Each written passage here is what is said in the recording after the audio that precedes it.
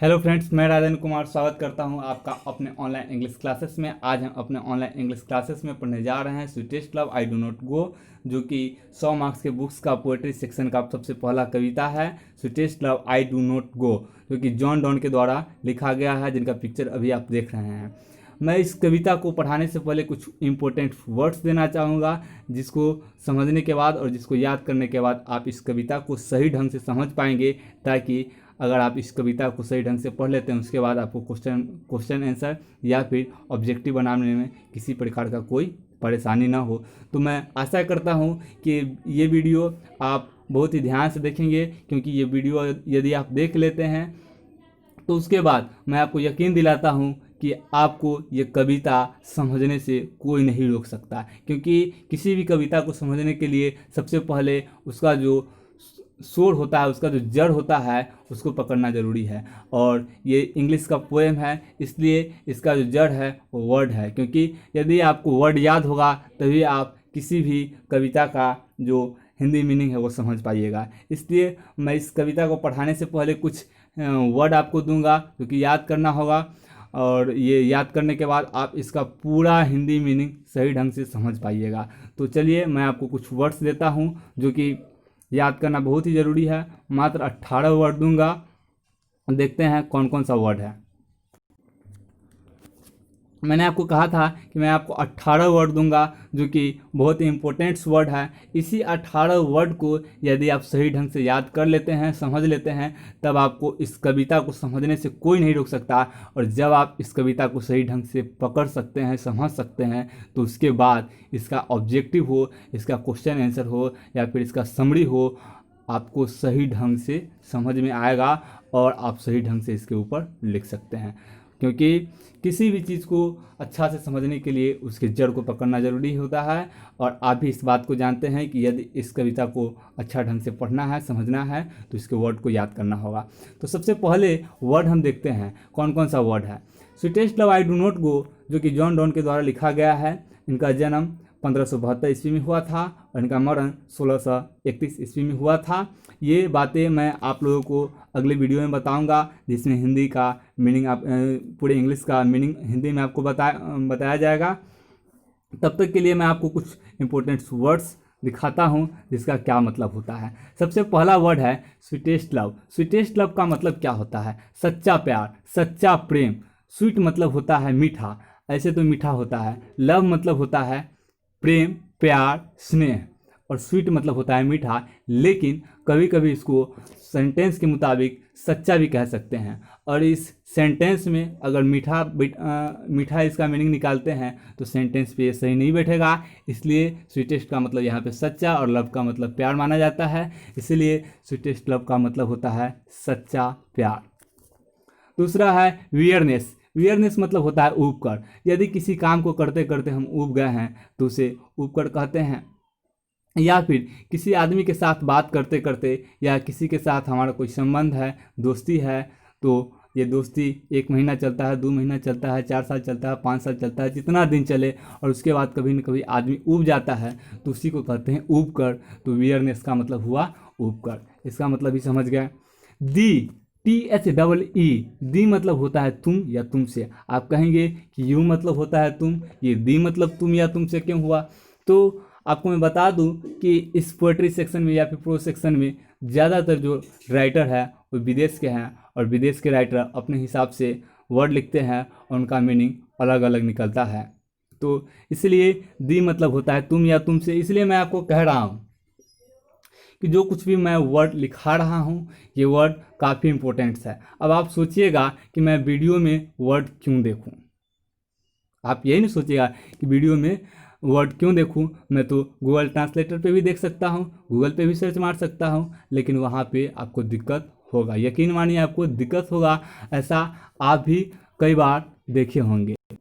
अब आप ये सोच रहे होंगे कि हम गूगल को क्यों गलती ठहरा रहे हैं? गूगल को हम गलती नहीं ठहरा रहे हैं। हम ये कह रहे हैं कि गूगल पे आप कोई भी वर्ड सर्च मारिएगा तो उसका जो मीनिंग है, उसका जो हिंदी है, एक नहीं 5-6 आएगा। और आपको तो पता नहीं है कि ये 5-6 में से कौन सा मीनिंग सही है और कौन सा मीनिंग इस सेंटेंस पे सही और सटीक बैठेगा। इसलिए मैंने आपके लिए कुछ वर्ड्स लाया है। मैं यदि चाहूँ तो आपको ये भी कह सकता था कि आप गूगल से या गूगल ट्रांसलेटर से सर्च मार करके देखिए और उसके बाद हिंदी मीनिंग समझिएगा तो आपको समझ में आएगा। लेकिन कह सकता था पर ऐसा नहीं कहा। ऐसा इसलिए कि वहाँ पे आपको वर्ड्स का मीनिंग मिलेगा तो सही, लेकिन वो आपको समझ में नहीं आएगा। अब अगला है होप। होप मतलब क्या होता है? HOPE, hope. होप मतलब होता है आशा करना। जब हमको किसी चीज़ से आशा होता है कि वो हमें कोई चीज़ देगा, या हम किसी को कुछ हम किसी से कुछ लेने का हमको मन होता है और उसको कह नहीं पाते हैं, तो आशा करते रहते हैं कि कहीं ना कहीं वो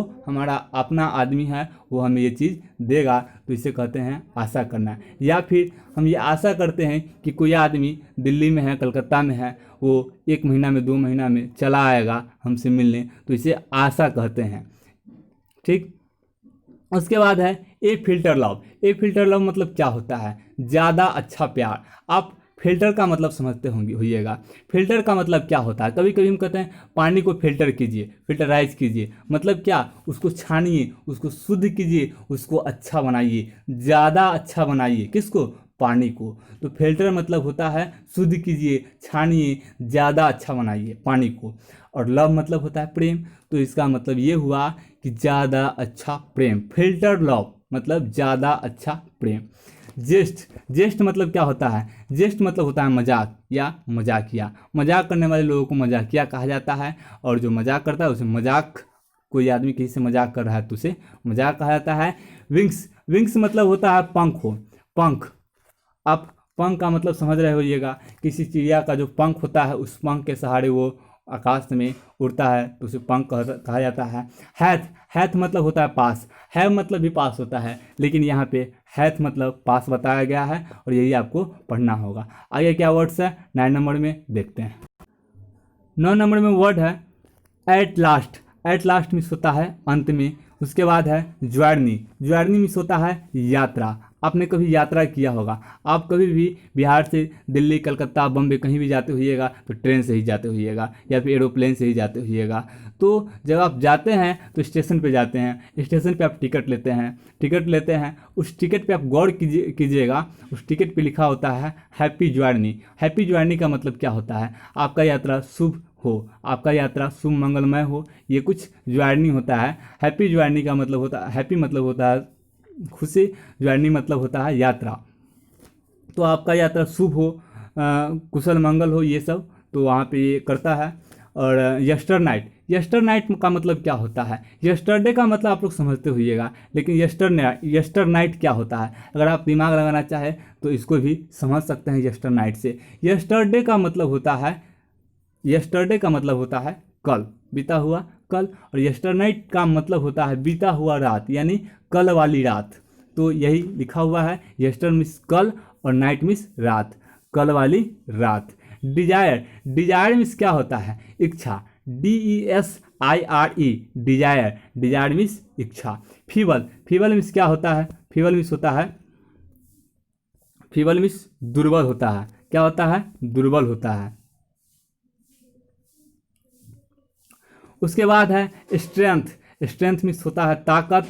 दाव मीन्स होता है तुम। वेस्ट मीन्स होता है बर्बाद करना, किसी समय को बर्बाद करना, या फिर किसी के इंतजार में समय को बर्बाद करना, तो ये बर्बाद करना कहते हैं।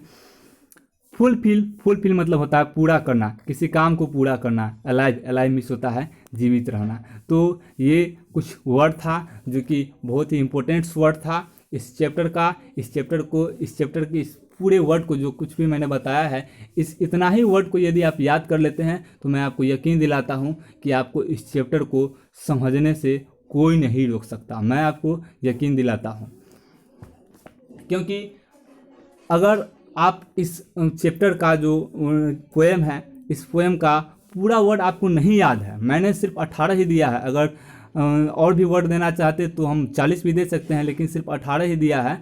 ऐसा इसलिए कि 40 वर्ड को याद करने में सबसे पहली बात तो आप लोगों को दिक्कत होता, दूसरा कि आप ये वीडियो देखना ही छोड़ देते।